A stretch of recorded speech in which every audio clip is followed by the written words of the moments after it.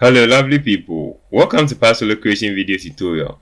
In this video we are going to learn how to design a food poster in Adobe Photoshop. In fact, no design skills required. We are going to start right at the beginning and work ourselves through to the end. But before then, my name is Solomon, a graphic designer, and if you guys want to see more videos from me, please click on the subscribe button and smack the bell icon so that if I put up a new video, you are going to get notified. Without further ado, let's jump right in. So first of all, we will go to File, New, and shortcut is Ctrl N. Then we are going to use a size of, choose pixels and a size of width 1000 and the height 1200. Then resolution 300. Then you can choose to name this project as food poster and then click on create. Alright, so from here a workspace is going to open for you, and then we will start by developing the background. Then I will choose a black color, so click on the foreground color, choose a color, click on the background to fill with the paint bucket tool is here. Alright, so from here I'll go to my resource file. I have some files that I'm going to use for this project. So first of all, I'll just grab this wood table, and also please don't worry, I will leave a link to download these source files in your project, and also I'm going to leave a link to the PSD file in the description below. Alright, so when your document is loaded, click on enter to accept changes. So we are going to learn how to remove this top background and leave only the wood here. So I'll grab my rectangular marquee tool, then I'm going to make a selection around this place which I don't want, and then from here I will add a layer mask. So you can see this, click on it and it is going to hide a portion of this for you. So undo, and what you are going to do is that we are going to add a negative mark. Click Alt on Windows, Option on the Mac, and click on the layer mask, and it's going to make a negative mask. Alright, so from here I'll go to my resource files, and then I'll grab this wood texture and then drop this one also into Photoshop, and then I'm going to drag this one all the way down, and you can see that we already have a perspective lines going on around here. So we have to increase this to match that perspective. So I'll just increase the size of this to match the perspective that we see here. So you can see one has been able to match. What about the others? Let's try to do that. So I'll increase its size.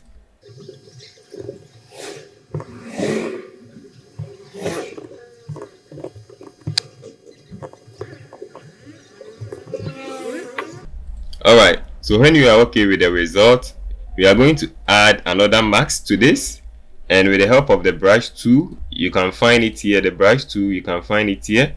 Click on it, and you can use the square bracket on your keyboard to reduce its size or increase its size. And then with the foreground as black, we are going to try and blend this with the one beneath. So you can see I'm trying to blend this one together. Alright, so you can see that you can lower the opacity over here, and you can toggle with the flow and stuff to blend this together. So let's see before, after. Before, after. We can see much improvement on this. Alright, so from here I'm going to try to make this one as a dark area. So I'm going to add a new layer. Click on this to add a new layer, the plus over here. And then with the help of my brush tool, shortcut is B. So if you want to see any shortcut for everything, you can see we have B here. So when you click on B, it's going to select the brush tool for you. Then I'm going to use the square bracket to make this one a bit larger. So something like this is okay. And let me increase the opacity to 100, and then I will start blending this place in. So I would like to reduce the opacity. Alright. And then from here we can also reduce the opacity of the layer. So we can reduce the opacity of a layer by decreasing this opacity panel here. So let's leave it around 80 to 90. So let me maintain 90. All right, so before after. And then from here, I'm going to also add some to the top area. So I'll add another layer, and with the help of my brush tool, I'm going to try and apply the same effect over the top here. So something like this. And then I can reduce the opacity over here to 90 as well. Alright, so reduce to 90, and we can see before and after. So let me select both of them, Ctrl G into group, and let's see before, after. Alright, so from here I'll start bringing in my stuffs. So the good thing is I have already made a selection around this, so you just have to take them and work around it, reduce its size and position it as you want it to be. So I'll make the burger very big, and then let me bring this one on top, and then I can see that this one is not all that sharp. So with it selected, go to filter and go to sharpen, and you see sharpen over here. So click on sharpen, and it's going to sharpen this for you. So without and with it, you can see that this one is a bit stable than the first one. Then I'm going to add shadow over the food. So with the help of my ellipse tool, I'm going to draw an ellipse, something like this, filled with a black background. And then I'm going to position this one here, drag it all the way behind the burger, and I will leave it somewhere here. And I'll go to filter, apply blur, and choose Gaussian blur. From here, let's select convert to smart object, and let's add our blur. So you will start from 1 up to, then you increase the slider so you are satisfied with the results. Let's maintain something like 20 for now. Then I would like to increase the width of this, and then I'll position it somewhere here. Let me drag this one a little back. Alright, and then I'll bring this one over here. So the shadows is too much, so I can reduce the opacity over here, and it is too big, so let me try to make it small and leave the opacity at 90 or even 95, or let me make it 100, and let's see before, after. If you see that the shadows are not seen well, you can open the blur and reduce the strength of it. So the lower it comes, the more visible you can see your shadows. And then from here, I'll make a duplicate. So I'll hold Alt on PC, Option on the Mac, and drag and position this one over here. Then I'm going to resize this to fill this area also, and then I'll bring this one also down. Alright, so with the shadow added, it looks like this, before, after. Alright, so from here, you just have to take your time on your project and work on the positioning, because this is what is going to make your design stand out of the cloud. So you have to get time for yourself and try to position this. It doesn't just work in a twinkle of an eye. Alright, so from here I can see, let me try to add a bit shadow over here. So open that and add like, turn this one to like 12 or 13, and then let me try to position this. And from here I can see that the layers are becoming too much, and I would like to collapse some of them. So I can click on this little arrow to collapse this, collapse this, collapse this. So any effect that I applied is in it. So if you click on it, it is going to open for you, and you are going to see the effect. So click on it to collapse it. Let me collapse the group so that I'm going to have a small effect over here. So you can group your layers, select these and name it as shadows, and you can also name this one as the food or stuff.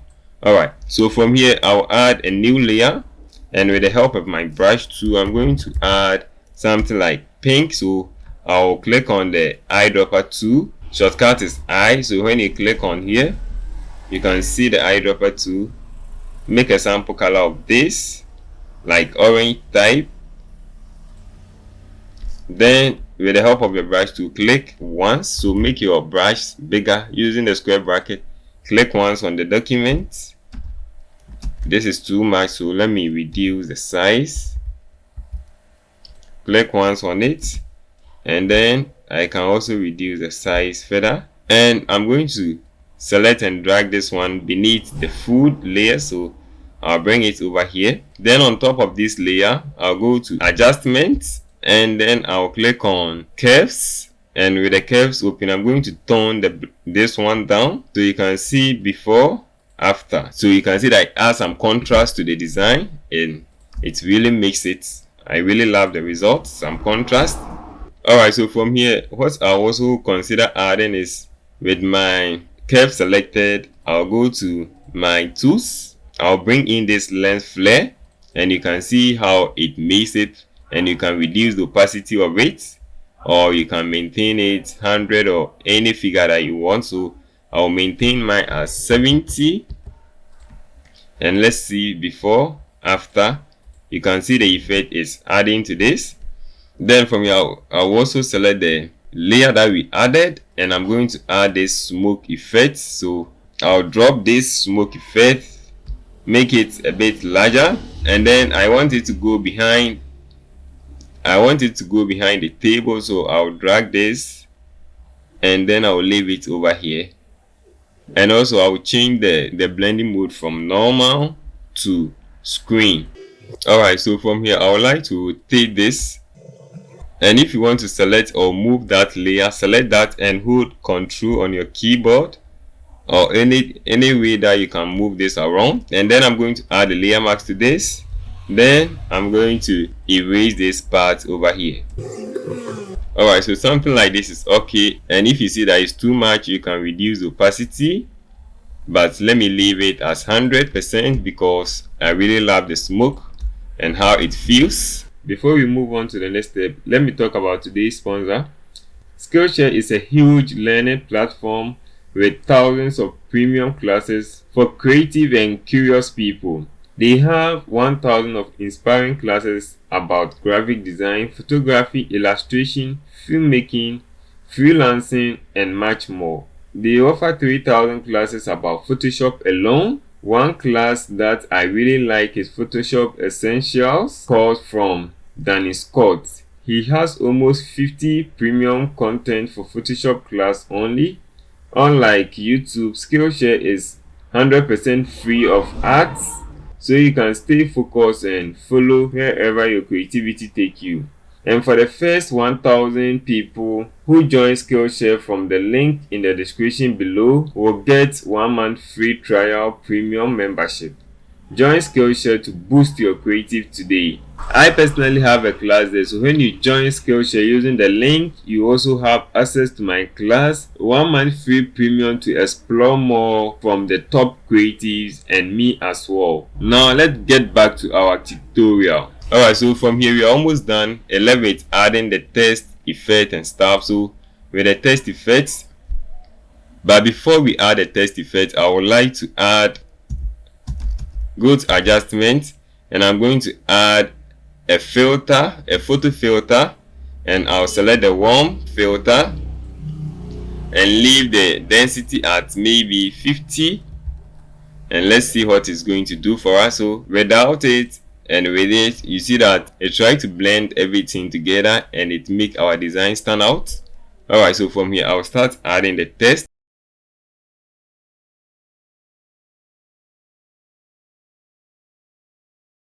Alright, so I'll first add this first text, and I'm going to also add the rest. So super, I'm using bad cat font, and I'll leave a link to download this in the description below. And delicious, I'm using cheddar gothic. So I'll align the text, and then I'm going to add another text. So make a copy, and then I'm going to take my time to position this to fit the artwork. Alright, so we can see super delicious burger, and I would like to change the color for this one. So I'll select this and change the color to something like this. I'll make a duplicate of this, and type in best deal. And with this, I'll change the color to black, and I'll use this nice brush, leave it over here, and then I will double click on this to change the color for the brush. So you can see from here we have the color overlay, and I'll choose the same color that we use for the delicious, and I'll rotate this one a little bit. So I'll bring this brush beneath the burger, and then I'll rotate this one also. So undo, check the rotation size. So let's maintain something like 15 minus 15. So we can see minus 15 over here. Click on that, then bring this one beneath. Control T for free transform, rotate this, and I'm also going to type minus 15 so that it's going to align with the shape. Alright, so from here I can select both of them and position them as well and rotate them together if I wish. Alright, so from here I'll add a drop shadow on the burger to make it stand out. So I'll go to FX and you will see drop shadow. Click on that, and boom, you will see a drop shadow selected. I will select the burger, drag it down, and you can see the drop shadow over here. So I will leave it somewhere here, increase the size to maybe 6, and increase the spread to maybe 4, and let's increase the spread, and let me increase the opacity over here. So something like 70, 71 is okay. Click on OK. Let's see before, after. Alright, so from here I can select all these, and I can make this one a little bigger because it seems too small.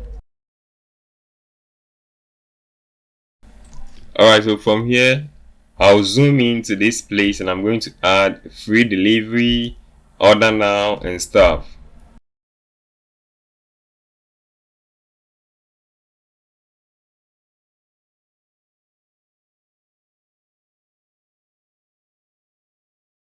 Alright, so this is how it's going to look like at the end of the day, and you can also see the font that I used over here, the free font which you can download from Google. Thank you very much for joining me on this tutorial. If you like anything on the video, please make sure to give it a thumbs up, subscribe if you haven't yet, and check your screen. The 2 videos we pick for you to enjoy next. We love you.